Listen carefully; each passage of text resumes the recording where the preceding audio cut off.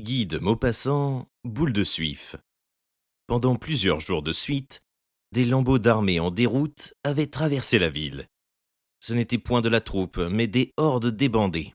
Les hommes avaient la barbe longue et sale, des uniformes en guenilles, et ils avançaient d'une allure molle, sans drapeau, sans régiment. Tous semblaient accablés, éreintés, incapables d'une pensée ou d'une résolution, marchant seulement par habitude, et tombant de fatigue sitôt qu'ils s'arrêtaient. On voyait surtout des mobilisés, gens pacifiques, rentiers tranquilles, pliant sous le poids du fusil. Des petits mobelots alertes, faciles à l'épouvante et prompts à l'enthousiasme, prêts à l'attaque comme à la fuite. Puis, au milieu d'eux, quelques culottes rouges, débris d'une division moulue dans une grande bataille. Des artilleurs sombres, alignés avec des fantassins divers. Et, parfois, le casque brillant d'un dragon aux pieds pesants, qui suivait avec peine la marche plus légère des lignards. Des légions de francs-tireurs aux appellations héroïques, les vengeurs de la défaite, les citoyens de la tombe, les partageurs de la mort, passaient, à leur tour, avec des airs de bandits. Leur chef, ancien commerçant en drap ou en graines, ex-marchand de suif ou de savon, guerriers de circonstance, nommés officiers pour leurs écus ou la longueur de leurs moustaches, couverts d'armes, de flanelles et de galons, parlait d'une voix retentissante, discutait plans de campagne, et prétendait soutenir seule la France agonisante sur leurs épaules de fanfarons. Mais ils redoutaient parfois leurs propres soldats, gens de sac et de cordes, souvent braves à outrance, pillards et débauchés. Les Prussiens allaient entrer dans Rouen, disait-on.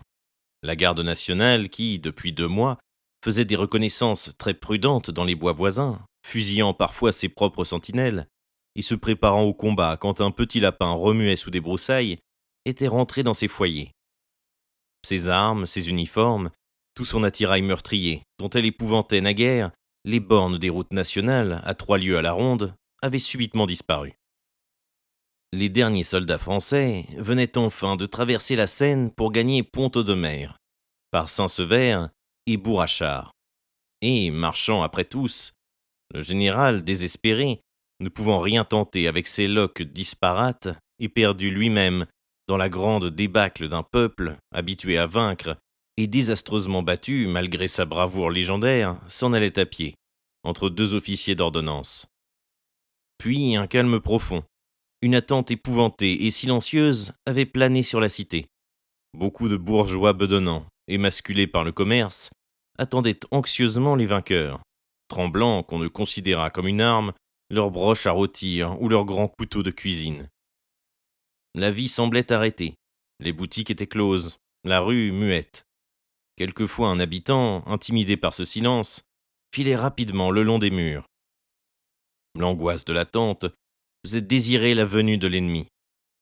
Dans l'après-midi du jour qui suivit le départ des troupes françaises, quelques Uhlans, sortis on ne sait d'où, traversèrent la ville avec célérité. Puis, un peu plus tard, une masse noire descendit de la côte Sainte-Catherine, tandis que 2 autres flots envahisseurs apparaissaient par les routes de Darnetal et de Bois-Guillaume.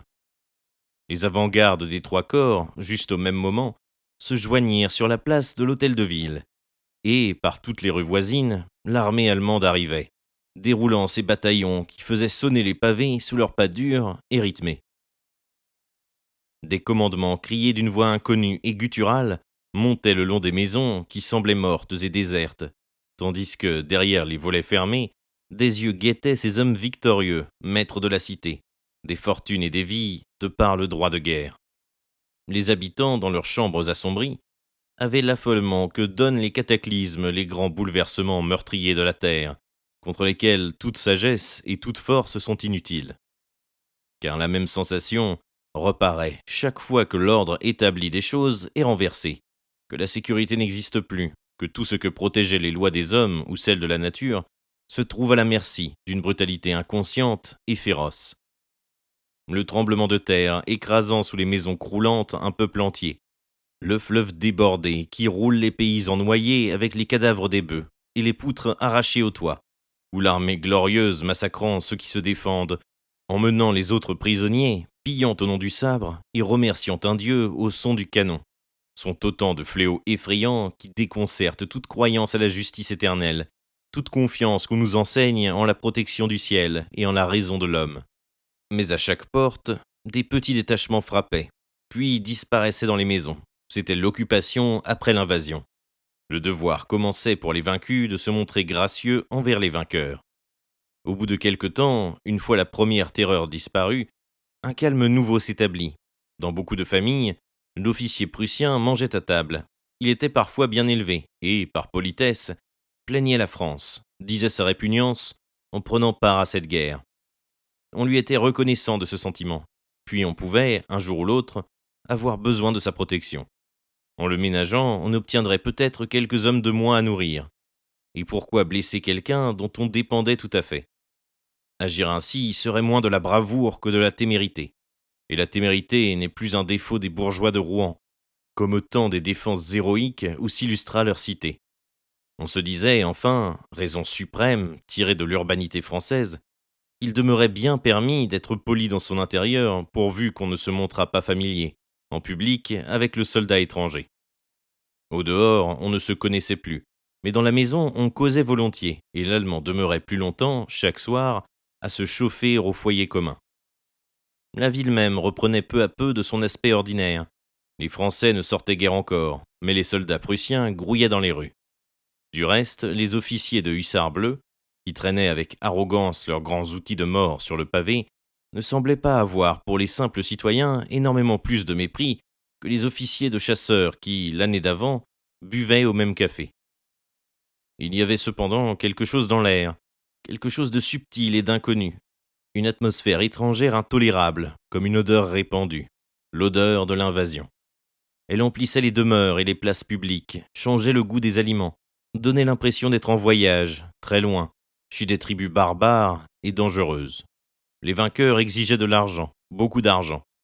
Les habitants payaient toujours, ils étaient riches d'ailleurs. Mais plus un négociant normand devient opulent et plus il souffre de tout sacrifice, de toute parcelle de sa fortune qu'il voit passer aux mains d'un autre. Cependant, à 2 ou 3 lieues sous la ville, en suivant le cours de la rivière vers Croisset, Dieppe-d'Al ou Biessard, les mariniers et les pêcheurs ramenaient souvent du fond de l'eau quelques cadavres d'Allemands gonflés dans son uniforme, tués d'un coup de couteau ou de savate, la tête écrasée par une pierre, ou jetés à l'eau d'une poussée du haut d'un pont. Les vases du fleuve ensevelissaient ces vengeances obscures, sauvages et légitimes, héroïsmes inconnus, attaques muettes, plus périlleuses que les batailles au grand jour et sans le retentissement de la gloire. Car la haine de l'étranger arme toujours quelques intrépides prêts à mourir pour une idée. Enfin, comme les envahisseurs, bien qu'assujettissant la ville à leur inflexible discipline, n'avaient accompli aucune des horreurs que la renommée leur faisait commettre, tout le long de leur marche triomphale, on s'enhardit, et le besoin du négoce travailla de nouveau le cœur des commerçants du pays. Quelques-uns avaient de gros intérêts engagés au Havre, que l'armée française occupait, et ils voulurent tenter de gagner ce port en allant par terre à Dieppe, où ils s'embarqueraient. On employa l'influence des officiers allemands dont on avait fait la connaissance, et une autorisation de départ fut obtenue du général en chef.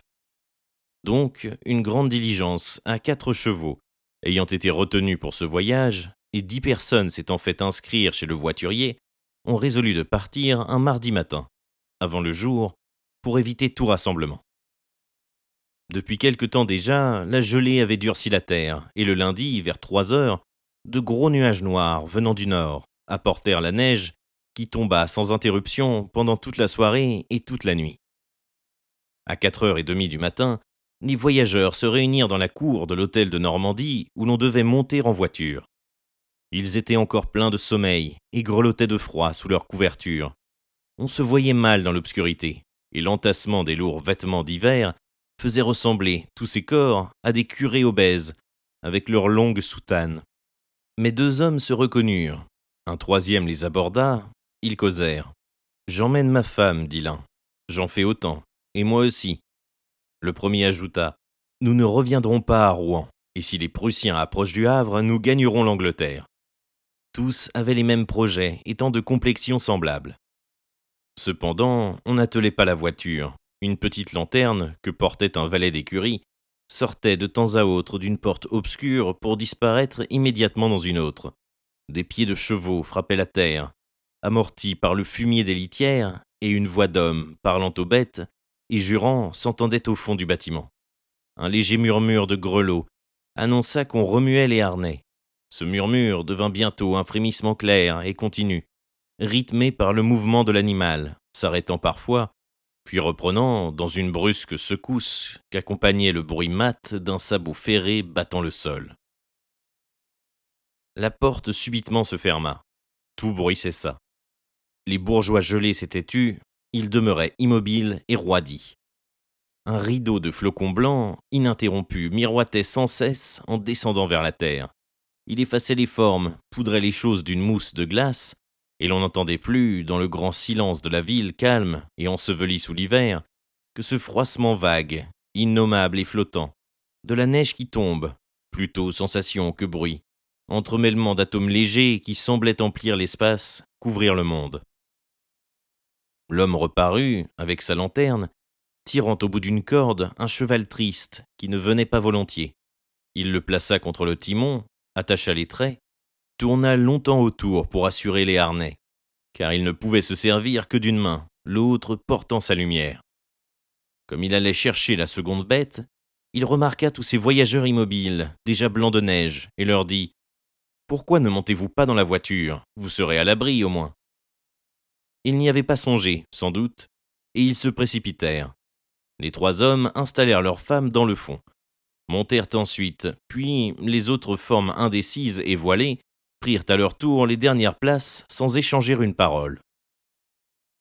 Le plancher était couvert de paille, où les pieds s'enfoncèrent.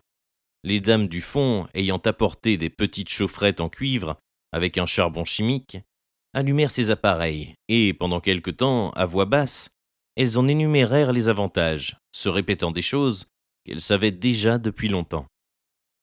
Enfin, la diligence étant attelée, avec 6 chevaux au lieu de 4, à cause du tirage plus pénible, une voix du dehors demanda « Tout le monde est-il monté ?»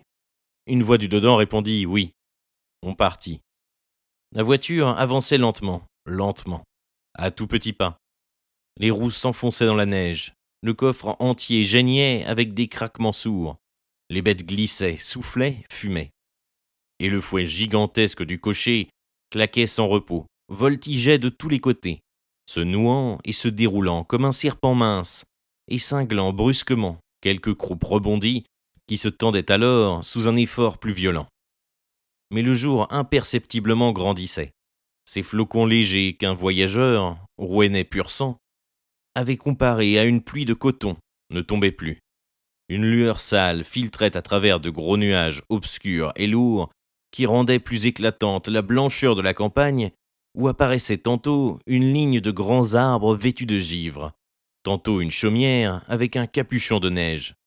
Dans la voiture, on se regardait curieusement, à la triste clarté de cette aurore. Tout au fond, aux meilleures places, sommeillaient, en face l'un de l'autre, monsieur et madame Loiseau, des marchands de vin en gros de la rue Grand-Pont. Ancien commis d'un patron ruiné dans les affaires, Loiseau avait acheté le fond et fait fortune. Il vendait à très bon marché de très mauvais vins aux petits débitants des campagnes, et passait parmi ses connaissances et ses amis pour un fripon madré, un vrai Normand, plein de ruse et de jovialité. Sa réputation de filou était si bien établie qu'un soir, à la préfecture, Monsieur Tournel, auteur de fables et de chansons, esprit mordant et fin, une gloire locale, ayant proposé aux dames qu'il voyait, un peu somnolentes, de faire une partie de l'oiseau-vol. Le mot lui-même vola à travers les salons du préfet, puis, gagnant ceux de la ville, avait fait rire pendant un mois toutes les mâchoires de la province. L'oiseau était en outre célèbre par ses farces de toute nature, ses plaisanteries bonnes ou mauvaises, et personne ne pouvait parler de lui sans ajouter immédiatement « Il est impayable, ce l'oiseau ». De taille exiguë, il présentait un ventre en ballon surmonté d'une face rougeaude, entre deux favoris grisonnants. Sa femme, grande, forte, résolue, avec la voix haute et la décision rapide, était l'ordre et l'arithmétique de la maison de commerce, qui l'animait par son activité joyeuse. À côté d'eux se tenait, plus digne, appartenant à une caste supérieure, Monsieur Carré-Lamadon, homme considérable, posé dans les cotons, propriétaire de 3 filatures, officier de la Légion d'honneur et membre du Conseil général. Il était resté, tout le temps de l'Empire, chef de l'opposition bienveillante, uniquement pour se faire payer plus cher son ralliement à la cause qu'il combattait avec des armes courtoises, selon sa propre expression. Madame Carré-Lamadon, beaucoup plus jeune que son mari, demeurait la consolation des officiers de bonne famille envoyés à Rouen en garnison. Elle faisait vis-à-vis à son époux, toute petite, toute mignonne, toute jolie, pelotonnée dans ses fourrures, et regardait d'un œil navré l'intérieur lamentable de la voiture. Ses voisins, le comte et la comtesse Hubert de Bréville, portaient un des noms les plus anciens et les plus nobles de Normandie.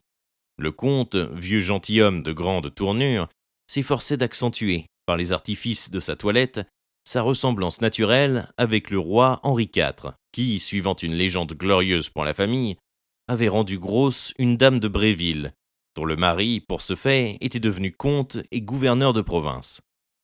Collègue de M. Carré-Lamadon au Conseil général, le comte Hubert représentait le parti orléaniste dans le département. L'histoire de son mariage avec la fille d'un petit armateur de Nantes était toujours demeurée mystérieuse. Mais comme la comtesse avait grand air, recevait mieux que personne, passait même pour avoir été aimée par un des fils de Louis-Philippe, toute la noblesse lui faisait fête, et son salon demeurait le premier du pays, le seul où se conserva la vieille galanterie, et dont l'entrée fut difficile. La fortune des Bréville, tout en biens-fonds, atteignait, disait-on, 500 000 livres de revenus. Ces 6 personnes formaient le fond de la voiture, le côté de la société rentée, sereine et forte, des honnêtes gens autorisés qui ont de la religion et des principes. Par un hasard étrange, toutes les femmes se trouvaient sur le même banc. Et la comtesse avait encore pour voisines 2 bonnes sœurs qui égrenaient de longs chapelets en marmottant des patères et des ave. L'une était vieille, avec une face défoncée par la petite vérole, comme si elle eût reçu à bout portant une bordée de mitraille en pleine figure. L'autre, très chétive, avait une tête jolie et maladive, sur une poitrine de phthisique rongée par cette foi dévorante qui fait les martyrs et les illuminés. En face des 2 religieuses, un homme et une femme attiraient les regards de tous. L'homme, bien connu, était Cornudel Desmocs, la terreur des gens respectables. Depuis 20 ans, il trempait sa grande barbe rousse dans les bocs de tous les cafés démocratiques. Il avait mangé avec les frères et amis une assez belle fortune qu'il tenait de son père, ancien confiseur, et il attendait impatiemment la République pour obtenir enfin la place méritée par tant de consommations révolutionnaires. Au 4 septembre, par suite d'une farce peut-être, il s'était cru nommé préfet, mais quand il voulut entrer en fonction, les garçons de bureau, demeurés seuls maîtres de la place, refusèrent de le reconnaître, ce qui le contraignit à la retraite. Fort bon garçon, du reste, inoffensif et serviable, il s'était occupé avec une ardeur incomparable d'organiser la défense. Il avait fait creuser des trous dans les plaines, coucher tous les jeunes arbres des forêts voisines, semer des pièges sur toutes les routes, et, à l'approche de l'ennemi, satisfait de ses préparatifs, il s'était vivement replié vers la ville. Il pensait maintenant se rendre encore plus utile au Havre, où de nouveaux retranchements allaient être nécessaires. La femme, une de ces appelées galantes, était célèbre par son embonpoint précoce, qui lui avait valu le surnom de boule de suif. Petite, ronde de partout, grasse à l'art, avec des doigts bouffis, étranglés aux phalanges, pareils à des chapelets de courtes saucisses, avec une peau luisante, étendue, une gorge énorme qui saillait sous sa robe, elle restait cependant appétissante et courue, tant sa fraîcheur faisait plaisir à voir. Sa figure était une pomme rouge, un bouton de pivoine prêt à fleurir, et là-dedans s'ouvraient, en haut, 2 yeux noirs magnifiques, ombragés de grands cils épais, qui mettaient une ombre dedans. En bas, une bouche charmante, étroite, humide pour le baiser, meublée de quenottes luisantes et microscopiques. Elle était, de plus, disait-on, pleine de qualités inappréciables. Aussitôt qu'elle fut reconnue, des chuchotements coururent parmi les femmes honnêtes, et les mots de prostituée, de honte publique furent chuchotés si haut qu'elle leva la tête. Alors, elle promena sur ses voisins un regard tellement provoquant et hardi qu'un grand silence aussitôt régna, et tout le monde baissa les yeux, à l'exception de l'oiseau qui la guettait d'un air émoustillé. Mais bientôt la conversation reprit entre les trois dames, que la présence de cette fille avait rendues subitement amies, presque intimes. Elles devaient faire, leur semblait-il, comme un faisceau de leur dignité d'épouse en face de cette vendue sans vergogne, car l'amour légal le prend toujours de haut avec son libre confrère. Les trois hommes aussi, rapprochés par un instinct de conservateur, à l'aspect de Cornudet, parlaient argent d'un certain ton dédaigneux pour les pauvres. Le comte Hubert disait les dégâts que lui avaient fait subir les Prussiens, les pertes qui résulteraient du bétail volé et des récoltes perdues, avec une assurance de grand seigneur 10 fois millionnaire que ces ravages gêneraient à peine une année. Monsieur Carré-Lamadon, fort éprouvé dans l'industrie cotonnière, avait eu soin d'envoyer 600 000 francs en Angleterre, une poire pour la soif qu'il se ménageait à toute occasion. Quant à l'oiseau, il s'était arrangé pour vendre à l'intendance française tous les vins communs qui lui restaient en cave, de sorte que l'État lui devait une somme formidable qu'il comptait bien toucher au Havre. Et tous les trois se jetaient des coups d'œil rapides et amicaux.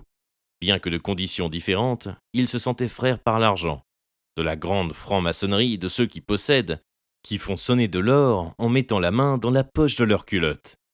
La voiture allait si lentement qu'à 10 heures du matin, on n'avait pas fait 4 lieues.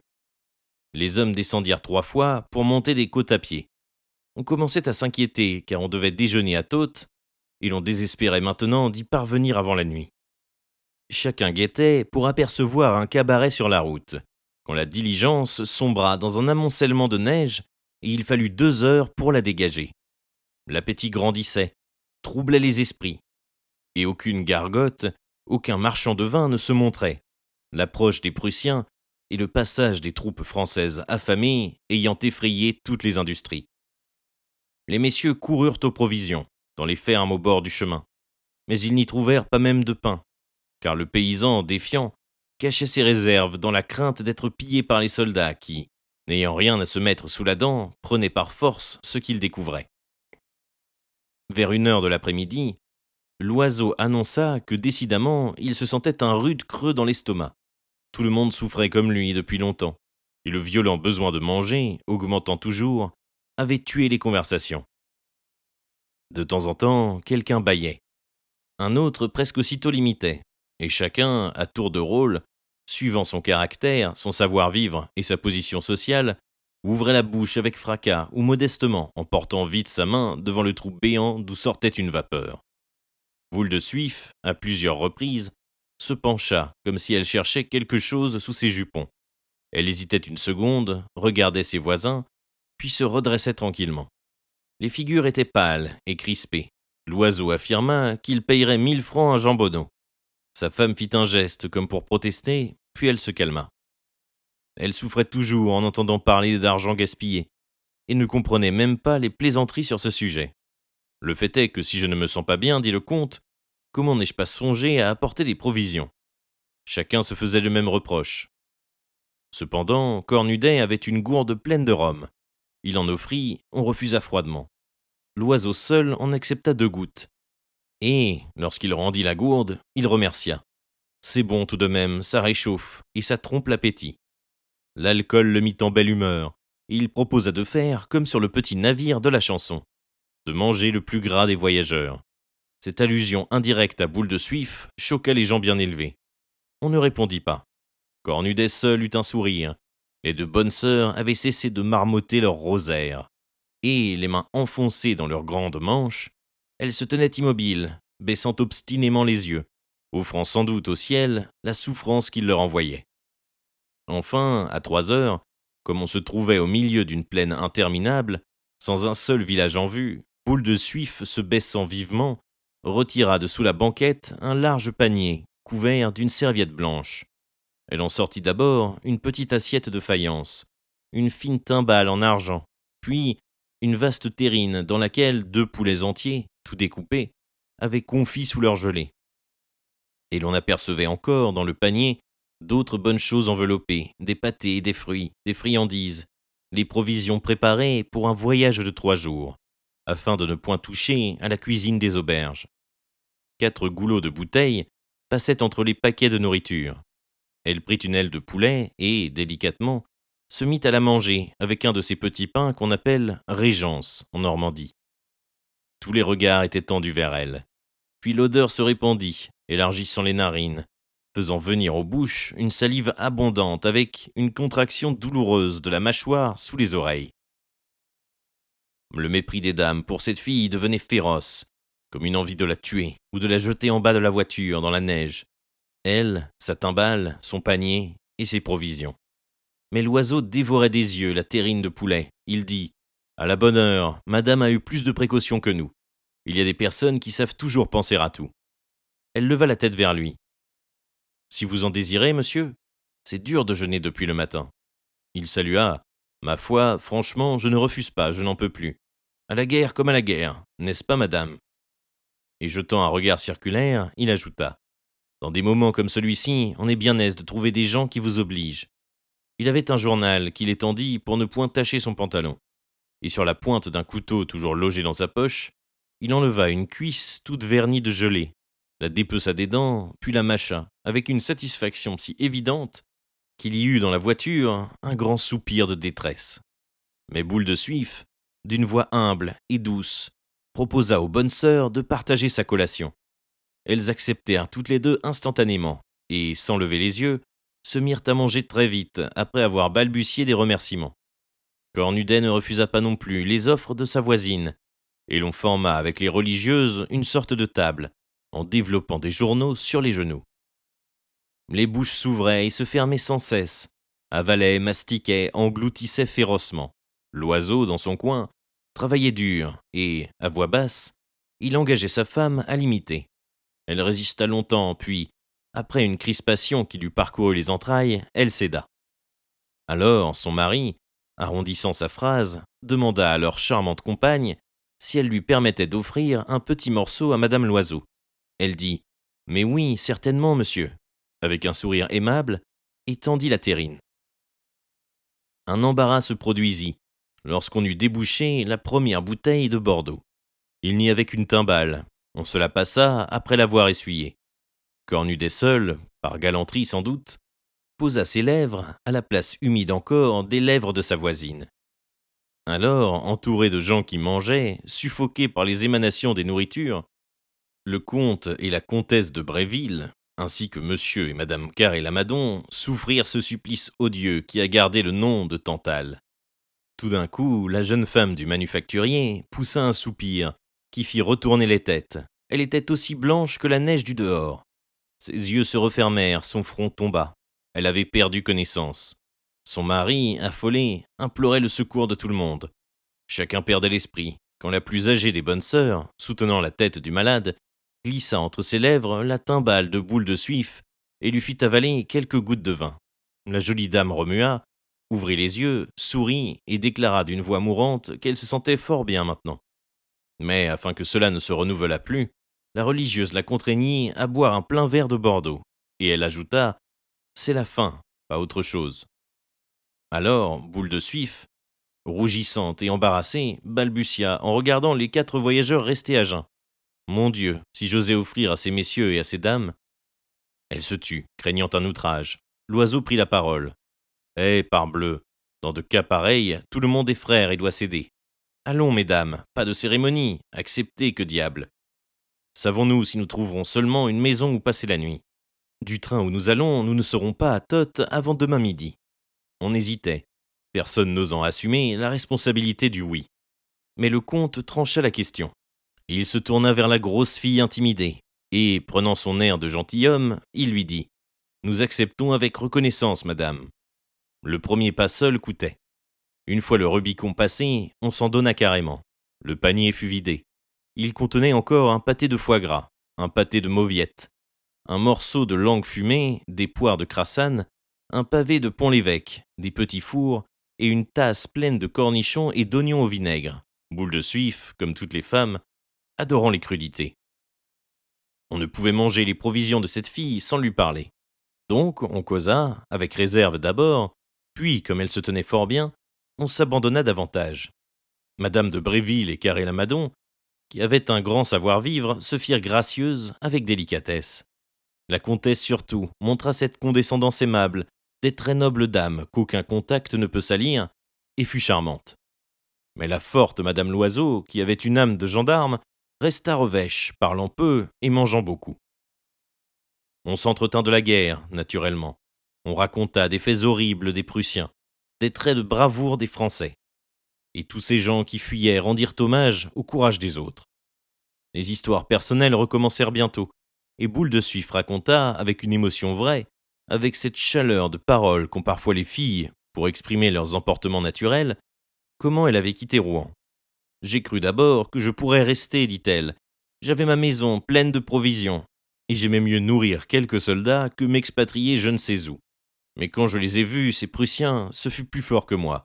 Ils m'ont tourné le sang de colère, et j'ai pleuré de honte toute la journée. Oh, si j'étais un homme, allez, je les regardais de ma fenêtre, ces gros porcs avec leurs casques à pointe. Et ma bonne me tenait les mains pour m'empêcher de leur jeter mon mobilier sur le dos. Puis il en est venu pour loger chez moi. Alors j'ai sauté à la gorge du premier. Ils ne sont pas plus difficiles à étrangler que d'autres. Et je l'aurais terminé celui-là, si l'on ne m'avait pas tiré les cheveux. Il a fallu me cacher après ça. Enfin, quand j'ai trouvé une occasion, je suis parti, et me voici. On la félicita beaucoup. Elle grandissait dans l'estime de ses compagnons, qui ne s'étaient pas montrés si crânes. Et Cornudet, en l'écoutant, gardait un sourire approbateur et bienveillant d'apôtre. De même, un prêtre entend un dévot louer Dieu, car les démocrates à longue barbe ont le monopole du patriotisme, comme les hommes en soutane ont celui de la religion.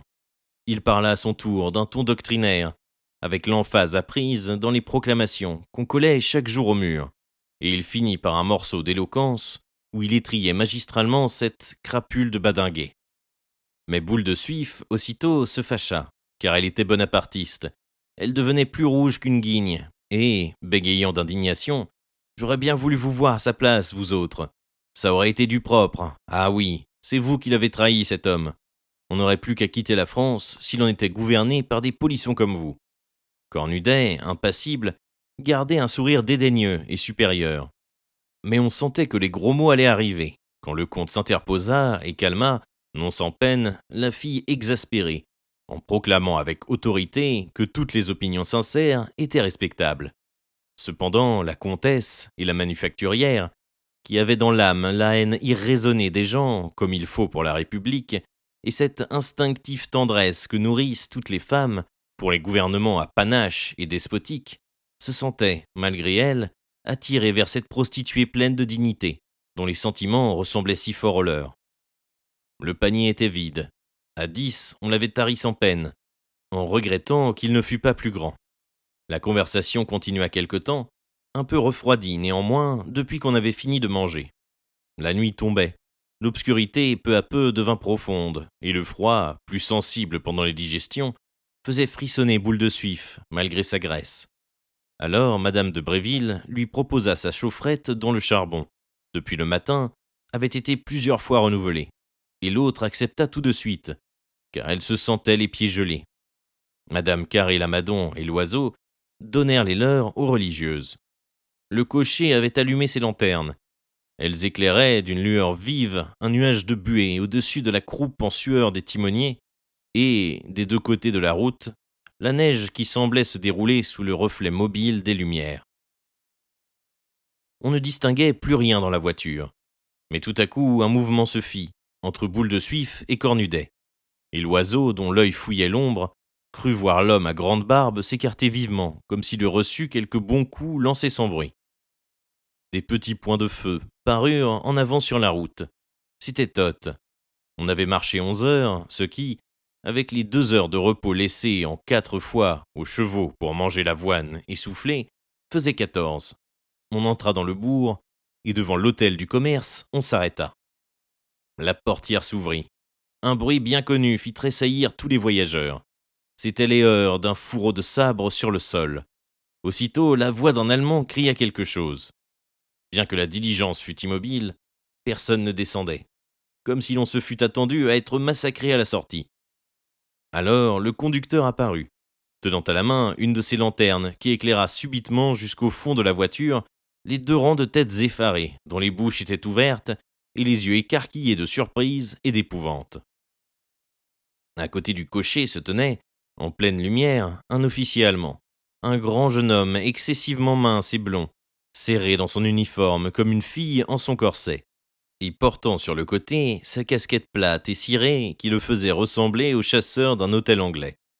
Sa moustache démesurée, à longs poils droits, s'amincissant indéfiniment de chaque côté et terminée par un seul fil blond, si mince qu'on n'en apercevait pas la fin, semblait peser sur les coins de sa bouche et, tirant la joue, imprimait aux lèvres un pli tombant. Il invita en français d'alsacien les voyageurs à sortir, disant d'un ton raide « Foulez-vous tes centres, messieurs et dames ». Les deux bonnes sœurs obéirent les premières avec une docilité de saintes filles, habituées à toutes les soumissions.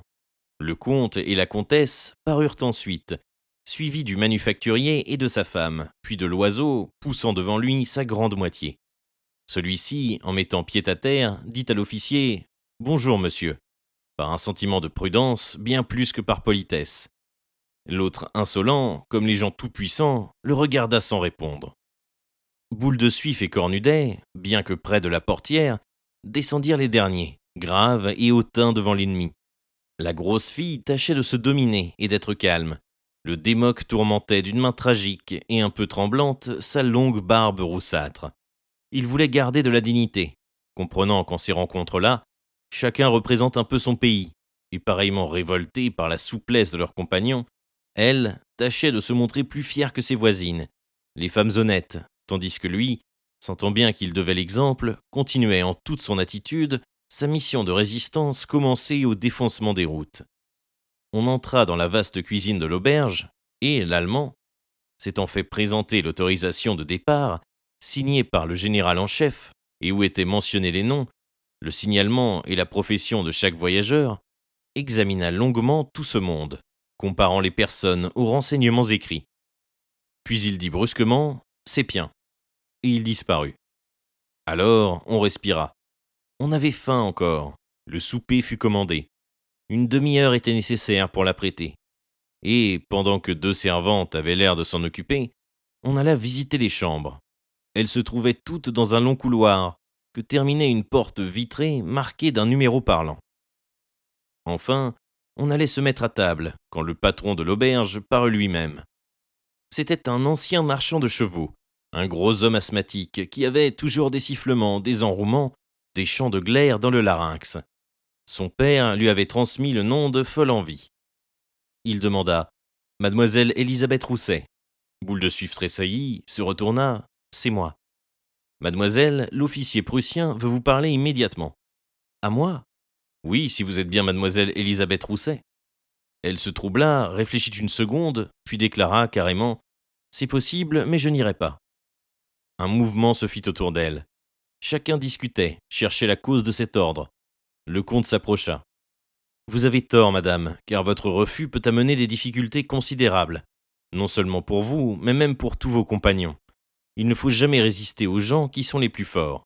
Cette démarche, assurément, ne peut présenter aucun danger. C'est sans doute pour quelque formalité oubliée. Tout le monde se joignit à lui. On la pria, on la pressa, on la sermonna, et l'on finit par la convaincre, car tous redoutaient les complications qui pourraient résulter d'un coup de tête.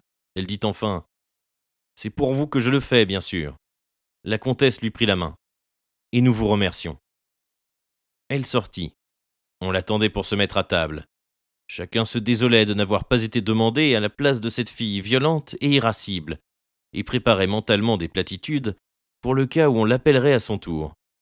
Mais au bout de 10 minutes, elle reparut, soufflant, rouge à suffoquer, exaspérée. Elle balbutiait « Oh, la canaille, la canaille !» Tous s'empressaient pour savoir, mais elle ne dit rien. Et comme le comte insistait, elle répondit avec une grande dignité « Non, cela ne vous regarde pas, je ne peux pas parler. » Alors, on s'assit autour d'une haute soupière d'où sortait un parfum de choux. Malgré cette alerte, le souper fut gai. Le cidre était bon, le ménage Loiseau et les bonnes sœurs en prirent par économie. Les autres demandèrent du vin. Cornudet réclama de la bière. Il avait une façon particulière de déboucher la bouteille, de faire mousser le liquide, de le considérer, en penchant le verre, qu'il élevait ensuite, entre la lampe et son œil pour bien apprécier la couleur. Quand il buvait, sa grande barbe, qui avait gardé la nuance de son breuvage aimé, semblait tressaillir de tendresse.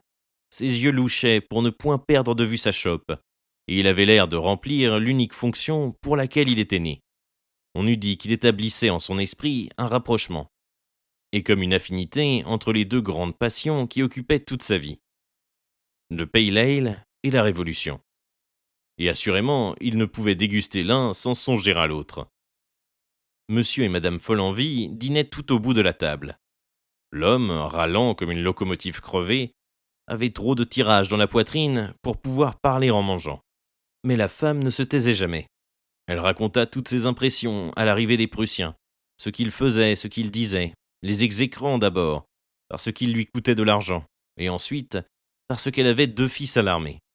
Elle s'adressait surtout à la comtesse, flattée de causer avec une dame de qualité.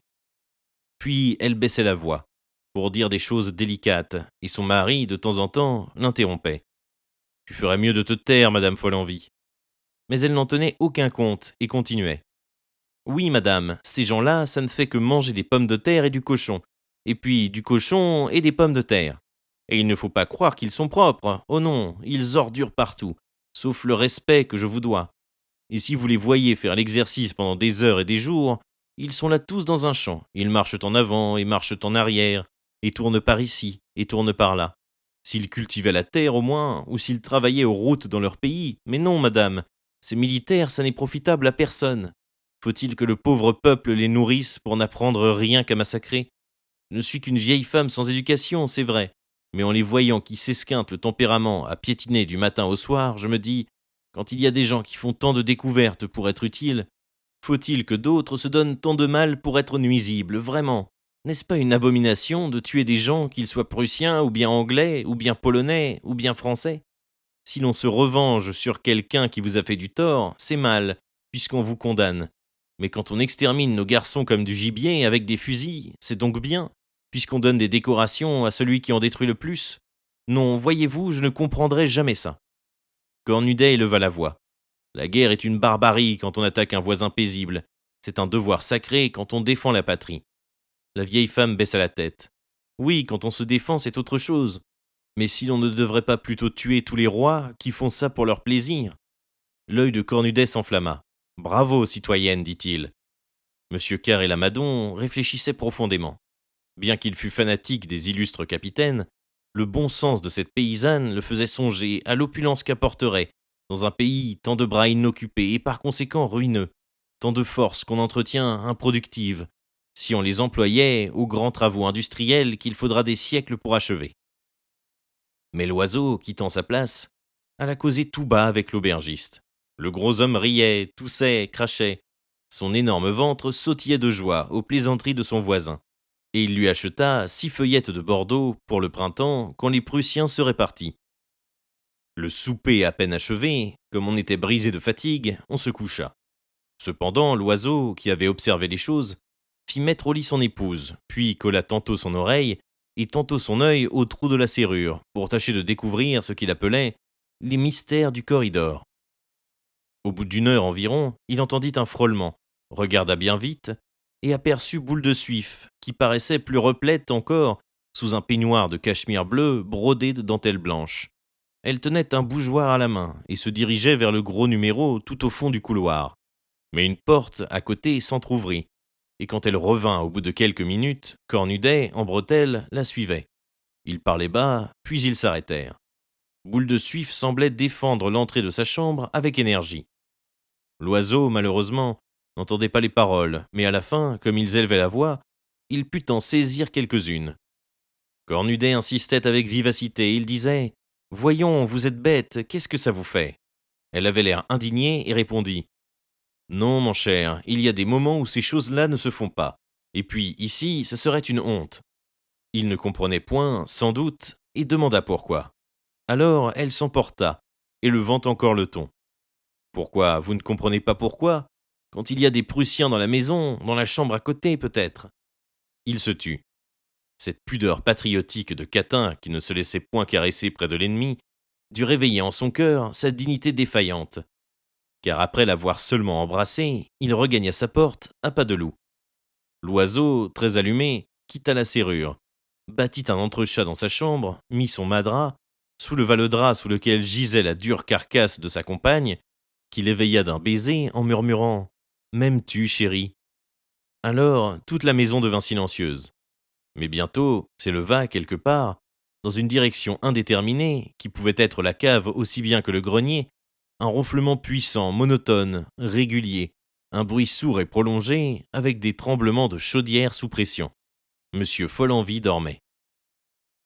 Comme on avait décidé qu'on partirait à 8 heures le lendemain, tout le monde se trouva dans la cuisine. Mais la voiture, dont la bâche avait un toit de neige, se dressait solitaire au milieu de la cour, sans chevaux et sans conducteur. On chercha en vain celui-ci dans les écuries, dans les fourrages, dans les remises. Alors tous les hommes se résolurent à battre le pays, et ils sortirent. Ils se trouvèrent sur la place, avec l'église au fond, et, des deux côtés, des maisons basses où l'on apercevait des soldats prussiens. Le premier qu'ils virent épluchait des pommes de terre. Le second, plus loin, lavait la boutique du coiffeur. Un autre, barbu jusqu'aux yeux, embrassait un mioche qui pleurait et le berçait sur ses genoux pour tâcher de l'apaiser. Les grosses paysannes dont les hommes étaient alarmés de la guerre indiquaient par signe à leurs vainqueurs obéissants le travail qu'il fallait entreprendre. Fendre du bois, tremper la soupe, moudre le café. Un d'eux même lavait le linge de son hôtesse, une aïeule tout impotente. Le comte, étonné, interrogea le bedeau qui sortait du presbytère. Le vieux rat d'église lui répondit « Oh, ceux-là ne sont pas méchants. C'est pas des Prussiens à ce qu'on dit. Ils sont de plus loin. Je ne sais pas bien d'où. Et ils ont tous laissé une femme et des enfants au pays. Ça ne les amuse pas la guerre, allez. Je suis sûr qu'on pleure bien aussi là-bas après les hommes. Et ça fournira une fameuse misère chez eux comme chez nous. Ici encore, on n'est pas trop malheureux pour le moment. Parce qu'ils ne font pas de mal et qu'ils travaillent comme s'ils étaient dans leur maison. Voyez-vous, monsieur, entre pauvres gens, faut bien qu'on cède. C'est les grands qui font la guerre. » Cornudet, indigné de l'entente cordiale établie entre les vainqueurs et les vaincus, se retira, préférant s'enfermer dans l'auberge. L'oiseau eut un mot pour rire. Il repeuple. Monsieur Carré-Lamadon eut un mot grave. Il répare. Mais on ne trouvait pas le cocher. À la fin, on le découvrit dans le café du village, attablé fraternellement avec l'ordonnance de l'officier. Le comte l'interpella. Ne vous avait-on pas donné l'ordre d'atteler pour 8 heures ? Ah, bien oui, mais on m'en a donné un autre depuis. Lequel ? De ne pas atteler du tout. Qui vous a donné cet ordre ? Ma foi, le commandant prussien. Pourquoi ? Je n'en sais rien, allez lui demander. On me défend d'atteler, moi je n'attelle pas, voilà. C'est lui-même qui vous a dit cela ? Non, monsieur, c'est l'aubergiste qui m'a donné l'ordre de sa part. Quand ça ? Hier soir, comme j'allais me coucher. Les 3 hommes rentrèrent fort inquiets. On demanda monsieur Follenvie, mais la servante répondit que monsieur, à cause de son asthme, ne se levait jamais avant 10 heures. Il avait même formellement défendu de le réveiller plus tôt, excepté en cas d'incendie. On voulut voir l'officier, mais cela était impossible absolument, bien qu'il logeât dans l'auberge. Monsieur Follenvie seul était autorisé à lui parler pour les affaires civiles. Alors on attendit. Les femmes remontèrent dans leur chambre et des futilités les occupèrent. Cornudet s'installa sous la haute cheminée de la cuisine où flambait un grand feu. Il se fit apporter là une des petites tables du café, une canette, et il tira sa pipe qui jouissait parmi les démocrates d'une considération presque égale à la sienne, comme si elle avait servi la patrie en servant à Cornudet. C'était une superbe pipe en écume admirablement culottée, aussi noire que les dents de son maître, mais parfumée, recourbée, luisante, familière à sa main, et complétant sa physionomie. Et il demeura immobile, les yeux tantôt fixés sur la flamme du foyer, tantôt sur la mousse qui couronnait sa chope, et chaque fois qu'il avait bu, il passait d'un air satisfait ses longs doigts maigres dans ses longs cheveux gras, pendant qu'il humait sa moustache frangée d'écume. L'oiseau, sous prétexte de se dégourdir les jambes, alla placer du vin aux débitants du pays. Le comte et le manufacturier se mirent à causer politique. Ils prévoyaient l'avenir de la France.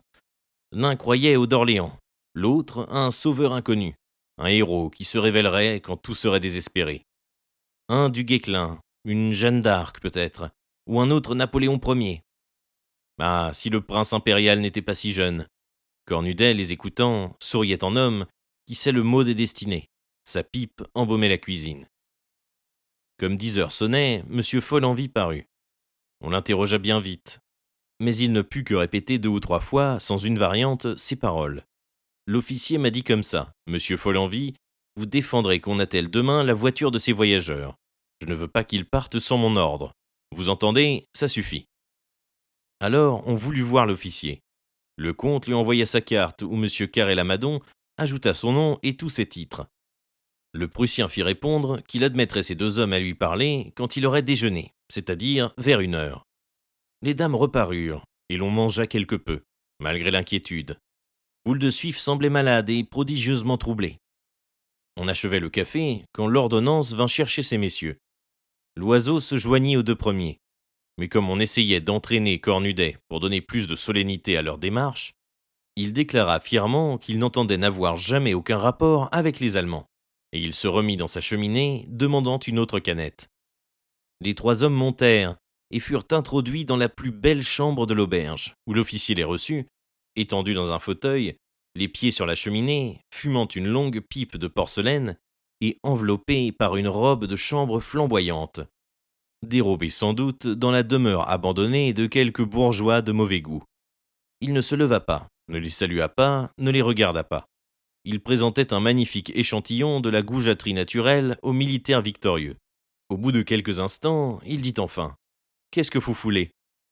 Le comte prit la parole. « Nous désirons partir, monsieur. »« Non. » »« Oserais-je vous demander la cause de ce refus ? » ?»« Parce que je ne veux pas. » »« Je vous ferai respectueusement observer, monsieur, que votre général en chef nous a délivré une permission de départ pour gagner Dieppe, et je ne pense pas que nous ayons rien fait pour mériter vos rigueurs. Je ne veux pas, voilà tout. Vous pouvez descendre. » S'étant inclinés tous les 3, ils se retirèrent. L'après-midi fut lamentable.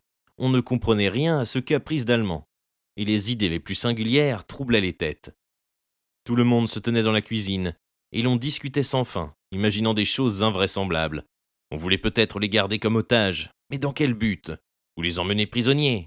Ou plutôt, leur demander une rançon considérable ? À cette pensée, une panique les affola.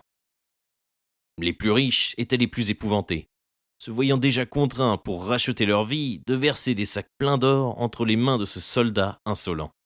Ils se creusaient la cervelle pour découvrir des mensonges acceptables, dissimuler leur richesse, se faire passer pour pauvres, très pauvres. Loiseau enleva sa chaîne de montre et la cacha dans sa poche. La nuit qui tombait augmenta les appréhensions. La lampe fut allumée, et comme on avait encore 2 heures avant le dîner, Madame Loiseau proposa une partie de 31. Ce serait une distraction. On accepta. Cornudet lui-même, ayant éteint sa pipe par politesse, y prit part. Le comte battit les cartes. Donna, Boule de Suif avait 31 d'emblée. Et bientôt, l'intérêt de la partie apaisa la crainte qui hantait les esprits. Mais Cornudet s'aperçut que le ménage Loiseau s'entendait pour tricher. Comme on allait se mettre à table, M. Follenvie reparut.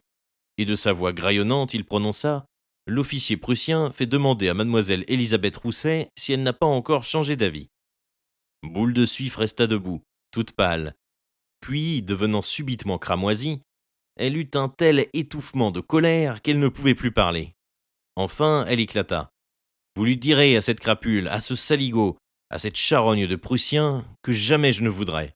Vous entendez bien, jamais, jamais, jamais. » Le gros aubergiste sortit. Alors Boule de Suif fut entouré, interrogé, sollicité par tout le monde de dévoiler le mystère de sa visite. Elle résista d'abord, mais l'exaspération domina bientôt. « Ce qu'il veut, il veut coucher avec moi !» cria-t-elle. Personne ne se choqua du mot, tant l'indignation fut vive. Cornudet brisa sa chope en la reposant violemment sur la table. C'était une clameur de réprobation contre ce soudard ignoble, un souffle de colère, une union de tous pour la résistance, comme si l'on eût demandé à chacun une partie du sacrifice exigé d'elle. Le comte déclara avec dégoût que ces gens-là se conduisaient à la façon des anciens barbares. Les femmes surtout témoignèrent à Boule de Suif une commisération énergique et caressante. Les bonnes sœurs, qui ne se montraient qu'au repas, avaient baissé la tête et ne disaient rien. On dîna néanmoins lorsque la première fureur fut apaisée. Mais on parla peu, on songeait. Les dames se retirèrent de bonne heure, et les hommes, tout en fumant, organisèrent un écarté auquel fut convié M. Follenvie, qu'on avait l'intention d'interroger habilement sur les moyens à employer pour vaincre la résistance de l'officier. Mais il ne songeait qu'à ses cartes, sans rien écouter, sans rien répondre. Et il répétait sans cesse « Au jeu, messieurs, au jeu ». Son attention était si tendue qu'il en oubliait de cracher, ce qui lui mettait parfois des points d'orgue dans la poitrine. Ses poumons sifflants donnaient toute la gamme de l'asthme. Depuis les notes graves et profondes jusqu'aux enrouements aigus des jeunes coqs essayant de chanter. Il refusa même de monter quand sa femme, qui tombait de sommeil, vint le chercher. Alors elle partit toute seule, car elle était du matin. Toujours levée avec le soleil, tandis que son homme était du soir, toujours prêt à passer la nuit avec des amis. Il lui cria « Tu placeras mon lait de poule devant le feu », et il se remit à sa partie. Quand on vit bien qu'on ne pouvait rien en tirer, on déclara qu'il était temps de s'en aller, et chacun gagna son lit. On se leva encore d'assez bonne heure le lendemain, avec un espoir indéterminé, un désir plus grand de s'en aller, une terreur du jour à passer dans cette horrible petite auberge. Hélas, les chevaux restaient à l'écurie, le cocher demeurait invisible. On alla, par désœuvrement, tourner autour de la voiture. Le déjeuner fut bien triste, et il s'était produit comme un refroidissement vis-à-vis de Boule de Suif, car la nuit, qui porte conseil, avait un peu modifié les jugements. On en voulait presque à cette fille, maintenant, de n'avoir pas été trouver secrètement le Prussien, afin de ménager, au réveil, une bonne surprise à ses compagnons. Quoi de plus simple? Qu'il eût su d'ailleurs, elle aurait pu sauver les apparences, en faisant dire à l'officier qu'elle prenait en pitié leur détresse. Pour elle, ça avait si peu d'importance. Mais personne n'avouait encore ses pensées. Dans l'après-midi, comme on s'ennuyait à périr, le comte proposa de faire une promenade aux alentours du village. Chacun s'enveloppa avec soin, et la petite société partit, à l'exception de Cornudet, qui préférait rester près du feu, et des bonnes sœurs, qui passaient leur journée dans l'église ou chez le curé. Le froid, plus intense de jour en jour, piquait cruellement le nez et les oreilles. Les pieds devenaient si douloureux que chaque pas était une souffrance. Et lorsque la campagne se découvrit, elle leur apparut si effroyablement lugubre sous cette blancheur illimitée que tout le monde aussitôt retourna, l'âme glacée et le cœur serré. Les 4 femmes marchaient devant, les 3 hommes suivaient, un peu derrière. L'oiseau, qui comprenait la situation, demanda tout à coup si cette garce-là allait les faire rester longtemps encore dans un pareil endroit. Le comte, toujours courtois, dit qu'on ne pouvait exiger d'une femme un sacrifice aussi pénible, et qu'il devait venir d'elle-même. M. Carré-Lamadon remarqua que si les Français faisaient, comme il en était question, un retour offensif par Dieppe, la rencontre ne pourrait avoir lieu qu'à Toth. Cette réflexion rendit les 2 autres soucieux. Si l'on se sauvait à pied, dit l'oiseau. Le comte haussa les épaules. Y songez-vous, dans cette neige, avec nos femmes? Et puis nous serions tout de suite poursuivis, rattrapés en 10 minutes, et ramenés prisonniers à la merci des soldats. C'était vrai, on se tut. Les dames parlaient toilette, mais une certaine contrainte semblait les désunir. Tout à coup, au bout de la rue, l'officier parut.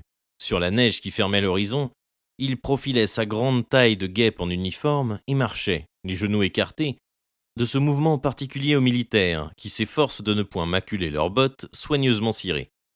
Il s'inclina, en passant près des dames, et regarda dédaigneusement les hommes qui eurent, du reste, la dignité de ne point se découvrir, bien que l'oiseau ébauchât un geste pour retirer sa coiffure. Boule de Suif était devenue rouge jusqu'aux oreilles, et les 3 femmes mariées ressentaient une grande humiliation d'être ainsi rencontrées par ce soldat, dans la compagnie de cette fille qu'il avait si cavalièrement traitée. Alors on parla de lui, de sa tournure, de son visage. Madame Carré-Lamadon, qui avait connu beaucoup d'officiers, et qui les jugeait en connaisseurs, trouvait celui-là pas mal du tout. Elle regrettait même qu'il ne fût pas français, parce qu'il ferait un fort joli hussard, dont toutes les femmes assurément raffoleraient. Une fois rentré, on ne sut plus que faire. Des paroles aigres furent même échangées à propos de choses insignifiantes. Le dîner, silencieux, dura peu, et chacun monta se coucher, espérant dormir pour tuer le temps. On descendit le lendemain, avec des visages fatigués et des cœurs exaspérés. Les femmes parlaient à peine à Boule de Suif. Une cloche tinta.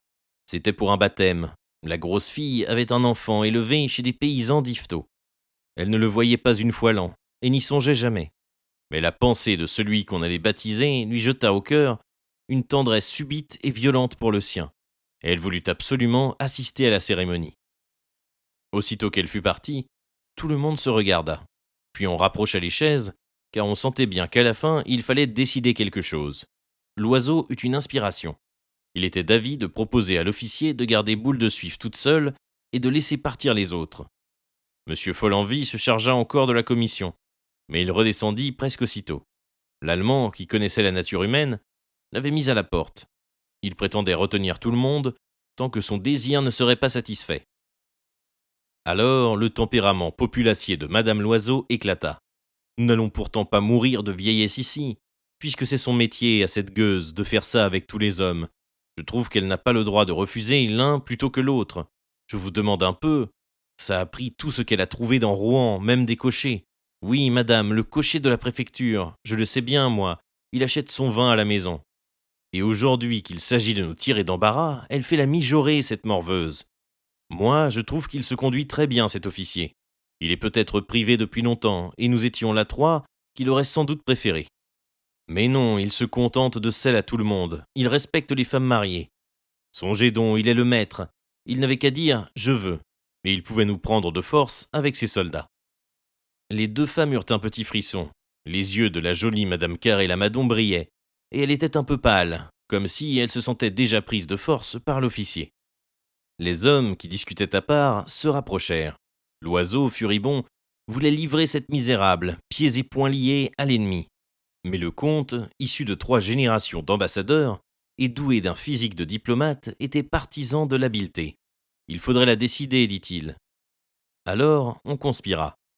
Les femmes se serrèrent, le ton de la voix fut baissé, et la discussion devint générale, chacun donnant son avis.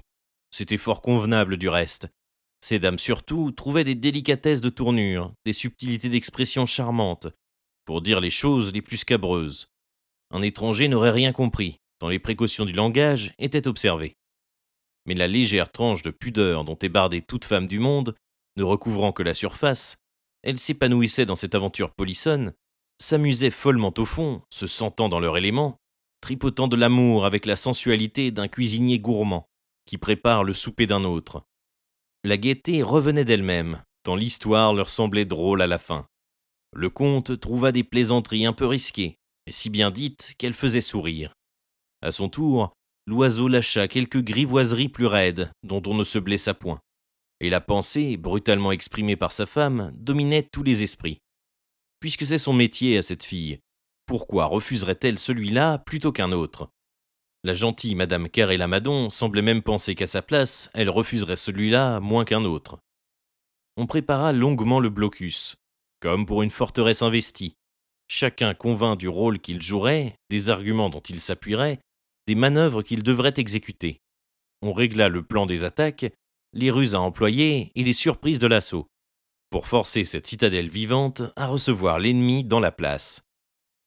Cornudet, cependant, restait à l'écart, complètement étranger à cette affaire. Une attention si profonde tendait les esprits, qu'on n'entendit point rentrer Boule de Suif. Mais le comte souffla un léger « chut !» qui fit relever tous les yeux. Elle était là. On se tut brusquement, et un certain embarras empêcha d'abord de lui parler. La comtesse, plus assouplie que les autres aux duplicités des salons, l'interrogea. Était-ce amusant ce baptême? La grosse fille, encore émue, raconta tout, et les figures, et les attitudes, et l'aspect même de l'église. Elle ajouta « c'est si bon de prier quelquefois ». Cependant, jusqu'au déjeuner, ces dames se contentèrent d'être aimables avec elle, pour augmenter sa confiance et sa docilité à leurs conseils. Aussitôt à table, on commença les approches. Ce fut d'abord une conversation vague sur le dévouement. On cita des exemples anciens, Judith et Holoferne, puis, sans aucune raison, Lucrèce avec Sextus, Cléopâtre faisant passer par sa couche tous les généraux ennemis, et les réduisant à des servilités d'esclaves. Alors se déroula une histoire fantaisiste, éclose dans l'imagination de ces millionnaires ignorants, où les citoyennes de Rome allaient endormir à Capoue Hannibal entre leurs bras. Et, avec lui, ses lieutenants et les phalanges des mercenaires. On cita toutes les femmes qui ont arrêté des conquérants, fait de leur corps un champ de bataille, un moyen de dominer, une arme, qui ont vaincu par leurs caresses héroïques des êtres hideux ou détestés, et sacrifié leur chasteté à la vengeance et au dévouement.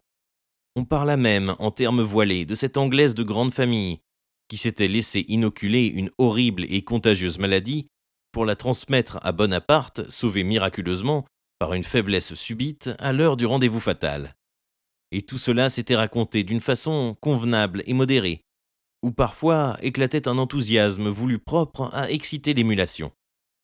On aurait pu croire, à la fin, que le seul rôle de la femme, ici-bas, était un perpétuel sacrifice de sa personne, un abandon continu aux caprices des soldatesques. Les deux bonnes sœurs ne semblaient point entendre, perdues en des pensées profondes. Boule de Suif ne disait rien. Pendant toute l'après-midi, on la laissa réfléchir.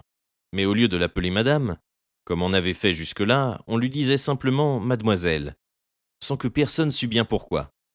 Comme si l'on avait voulu la faire descendre d'un degré dans l'estime qu'elle avait escaladé, lui faire sentir sa situation honteuse. Au moment où l'on servit le potage, Monsieur Follenvie reparut, répétant sa phrase de la veille. L'officier prussien fait demander à mademoiselle Élisabeth Rousset si elle n'a point encore changé d'avis. Boule de Suif répondit sèchement « Non, monsieur ». Mais au dîner, la collation faiblit. Loiseau eut 3 phrases malheureuses.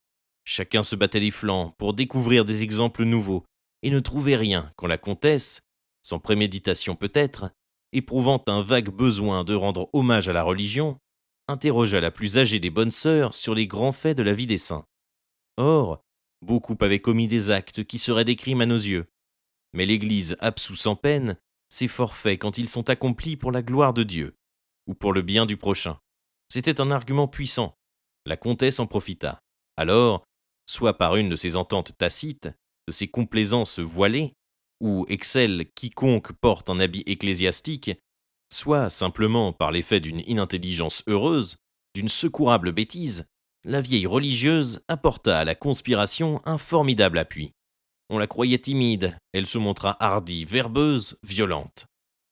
Celle-là n'était pas troublée par les tâtonnements de la casuistique. Sa doctrine semblait une barre de fer, sa foi n'hésitait jamais. Sa conscience n'avait point de scrupules. Elle trouvait tout simple le sacrifice d'Abraham, car elle aurait immédiatement tué père et mère sur un ordre venu d'en haut. Et rien, à son avis, ne pouvait déplaire au Seigneur quand l'intention était louable. La comtesse, mettant à profit l'autorité sacrée de sa complice inattendue, lui fit faire comme une paraphrase édifiante de cet axiome de morale. La fin justifie les moyens. Elle l'interrogeait. Alors, ma sœur, vous pensez que Dieu accepte toutes les voies et pardonne le fait quand le motif est pur. Qui pourrait en douter, madame? Une action blâmable en soi devient souvent méritoire par la pensée qui l'inspire. Et elle continuait ainsi, démêlant les volontés de Dieu, prévoyant ses décisions, le faisant s'intéresser à des choses qui, vraiment, ne le regardaient guère. Tout cela était enveloppé, habile, discret, mais chaque parole de la sainte fille en cornette faisait brèche dans la résistance indignée de la courtisane. Puis, la conversation se détournant un peu, la femme au chapelet pendant parla des maisons de son ordre, de sa supérieure, d'elle-même, et de sa mignonne voisine, la chère sœur Saint-Nicéphore. On les avait demandés au Havre pour soigner dans les hôpitaux des centaines de soldats atteints de la petite vérole. Elle les dépeignit, ces misérables, détailla leur maladie. Et tandis qu'elles étaient arrêtées en route par les caprices de ce Prussien, un grand nombre de Français pouvaient mourir, qu'elles auraient sauvés peut-être. C'était sa spécialité à elle, de soigner les militaires. Elle avait été en Crimée, en Italie, en Autriche, et, racontant ses campagnes, elle se révéla tout à coup une de ces religieuses, à tambour et à trompette, qui semblent faites pour suivre les camps, ramasser des blessés dans des remous des batailles, et, mieux qu'un chef, dompter d'un mot les grands soudards indisciplinés.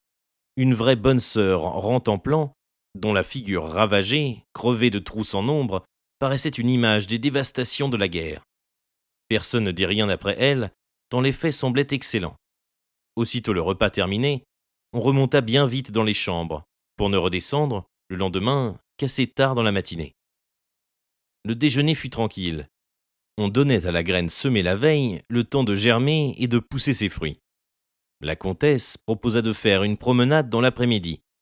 Alors le comte, comme il était convenu, prit le bras de Boule de Suif et demeura derrière les autres avec elle. Il lui parla de ce ton familier, paternel, un peu dédaigneux, que les hommes posés emploient avec les filles, l'appelant ma chère enfant, la traitant du haut de sa position sociale, de son honorabilité indiscutée. Il pénétra tout de suite au vif de la question.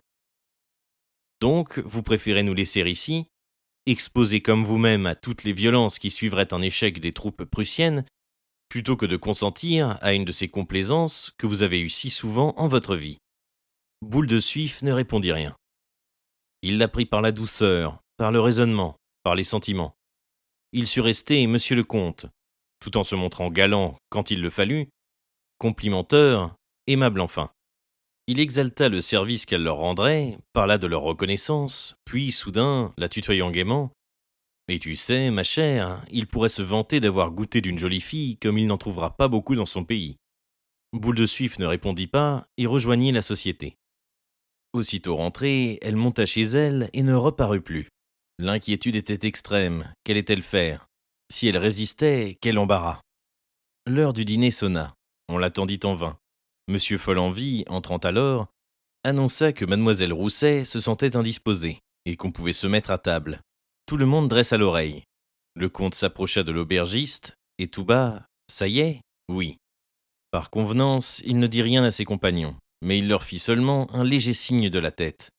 Aussitôt, un grand soupir de soulagement sortit de toutes les poitrines. Une allégresse parut sur les visages. L'oiseau cria « Saperlipopette ! Je paye du champagne si l'on en trouve dans l'établissement. » Et madame Loiseau eut une angoisse lorsque le patron revint avec 4 bouteilles aux mains. Chacun était devenu subitement communicatif et bruyant. Une joie égrillarde emplissait les cœurs. Le comte parut s'apercevoir que madame Carré-Lamadon était charmante. Le manufacturier fit des compliments à la comtesse. La conversation fut vive, enjouée, pleine de traits. Tout à coup, l'oiseau, la face anxieuse et levant les bras, hurla « Silence !» Tout le monde se tut, surpris, presque effrayé déjà. Alors, il tendit l'oreille en faisant « Chut !» des 2 mains, leva les yeux vers le plafond, écouta de nouveau et reprit de sa voix naturelle « Rassurez-vous, tout va bien !» On hésitait à comprendre, mais bientôt un sourire passa.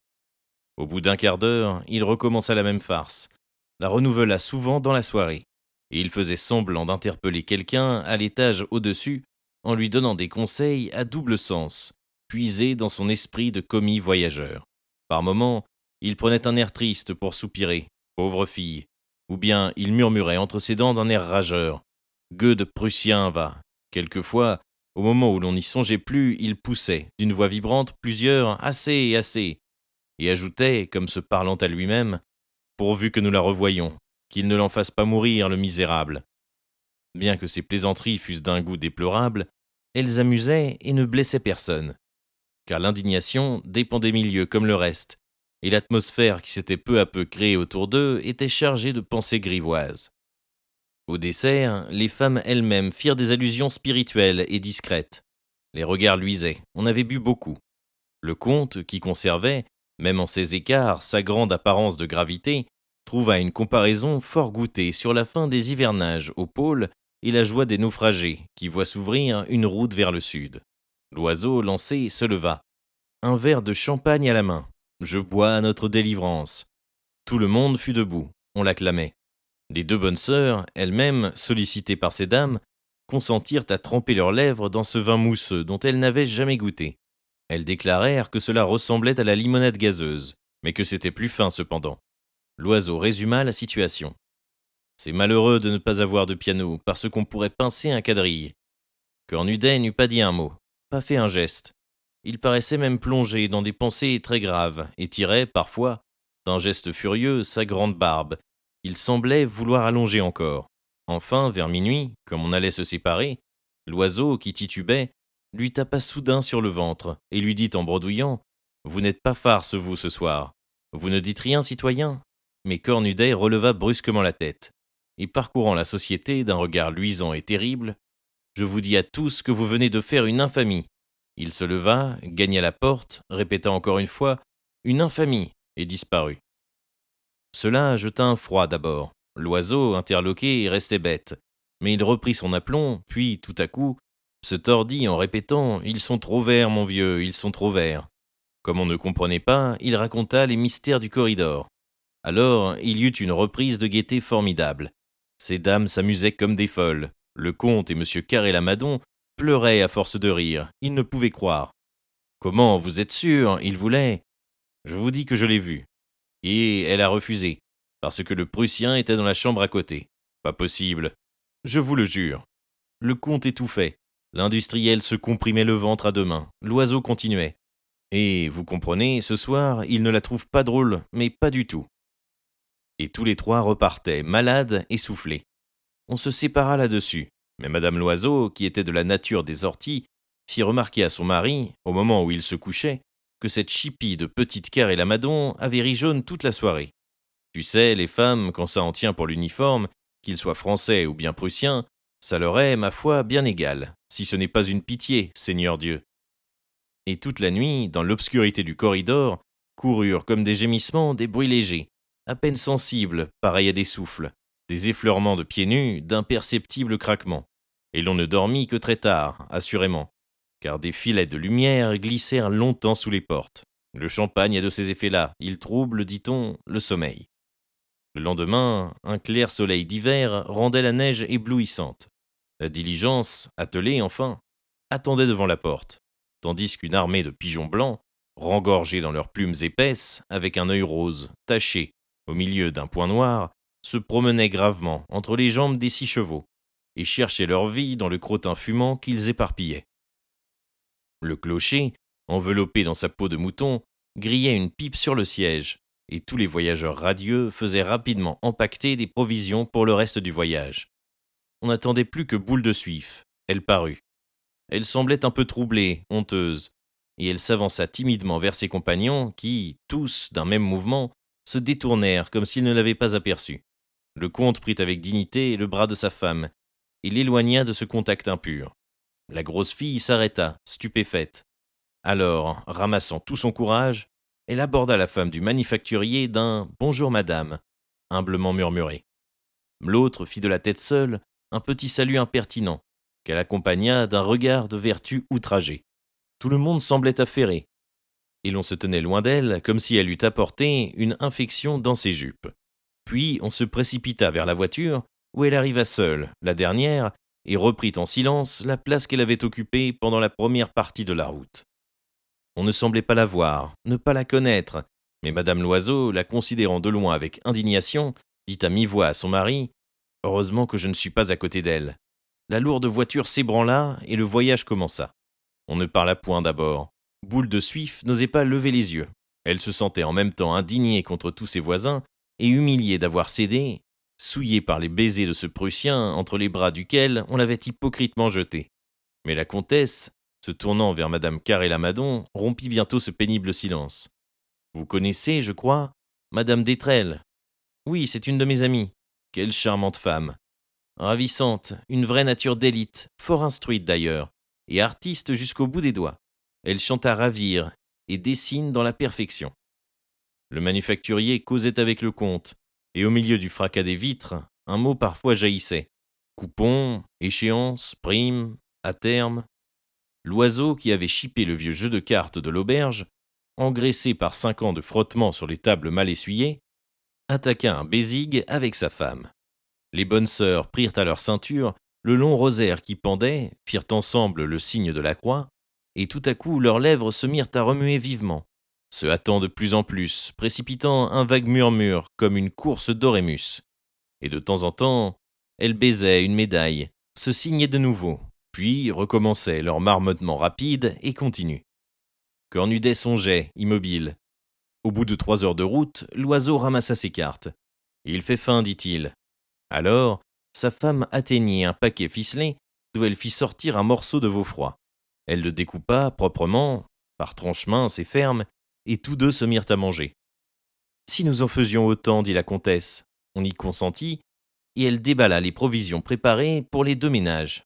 C'était dans un de ces vases allongés, dont le couvercle porte un lièvre en faïence, pour indiquer qu'un lièvre empâté gît au-dessous, une charcuterie succulente, où de blanches rivières de lard traversaient la chair brune du gibier. Mêlé à d'autres viandes hachées fin, un beau carré de gruyère, apporté dans un journal, gardait imprimé, fait divers, sur sa pâte onctueuse. Les 2 bonnes sœurs développèrent un rond de saucisson qui sentait l'ail. Et Cornudet, plongeant les deux mains en même temps dans les vastes poches de son paletot-sac, tira de l'une 4 œufs durs et de l'autre le crouton d'un pain. Il détacha la coque, la jeta sous ses pieds dans la paille et se mit à mordre à même les œufs, faisant tomber sur sa vaste barbe des parcelles de jaune clair qui semblaient, là-dedans, des étoiles. Boule de Suif, dans la hâte et l'effarement de son lever, n'avait pu songer à rien. Et elle regardait, exaspérée, suffoquant de rage, tous ces gens qui mangeaient placidement. Une colère tumultueuse la crispa d'abord, et elle ouvrit la bouche pour leur crier leurs faits avec un flot d'injures qui lui montait aux lèvres. Mais elle ne pouvait pas parler, tant l'exaspération l'étranglait. Personne ne la regardait, ne songeait à elle. Elle se sentait noyée dans le mépris de ces gredins honnêtes qui l'avaient sacrifiée d'abord, rejetée ensuite, comme une chose malpropre et inutile. Alors elle songea à son grand panier tout plein de bonnes choses qu'ils avaient goulûment dévorées, à ses 2 poulets luisants de gelée, à ses pâtes, à ses poires, à ses 4 bouteilles de Bordeaux. Et sa fureur tombant soudain, comme une corde trop tendue qui casse, elle se sentit prête à pleurer. Elle fit des efforts terribles, se raidit, avala ses sanglots comme les enfants, mais les pleurs montaient, luisaient au bord de ses paupières, et bientôt 2 grosses larmes, se détachant des yeux, roulèrent lentement sur ses joues. D'autres les suivirent, plus rapides, coulant comme des gouttes d'eau qui filtrent d'une roche, et tombant régulièrement sur la courbe rebondie de sa poitrine. Elle restait droite, le regard fixe, la face rigide et pâle, espérant qu'on ne la verrait pas. Mais la comtesse s'en aperçut, et prévint son mari d'un signe. Il haussa les épaules, comme pour dire « Que voulez-vous, ce n'est pas ma faute ». Madame Loiseau eut un rire muet de triomphe, et murmura « Elle pleure sa honte ». Les 2 bonnes sœurs s'étaient remises à prier, après avoir roulé dans un papier le reste de leur saucisson. Alors Cornudet, qui digérait ses œufs, étendit ses longues jambes sous la banquette d'en face, se renversa, croisa ses bras, sourit comme un homme qui vient de trouver une bonne farce, et se mit à siffloter la Marseillaise. Toutes les figures se rembrunirent. Le chant populaire, assurément, ne plaisait point à ses voisins. Ils devinrent nerveux, agacés, et avaient l'air prêts à hurler comme des chiens qui entendent un orgue de barbarie. Il s'en aperçut, ne s'arrêta plus. Parfois même, il fredonnait les paroles. Amour sacré de la patrie, conduis, soutiens nos bras vengeurs. Liberté, liberté chérie, combat avec tes défenseurs. On fuyait plus vite, la neige étant plus dure, et jusqu'à Dieppe, pendant les longues heures mornes du voyage, à travers les chaos du chemin, par la nuit tombante, puis dans l'obscurité profonde de la voiture, il continua, avec une obstination féroce, son sifflement vengeur et monotone, contraignant les esprits las et exaspérés à suivre le chant d'un bout à l'autre, à se rappeler chaque parole qu'ils appliquaient sur chaque mesure. Et Boule de Suif pleurait toujours, et parfois un sanglot, qu'elle n'avait pu retenir, passait entre 2 couplets, dans les ténèbres.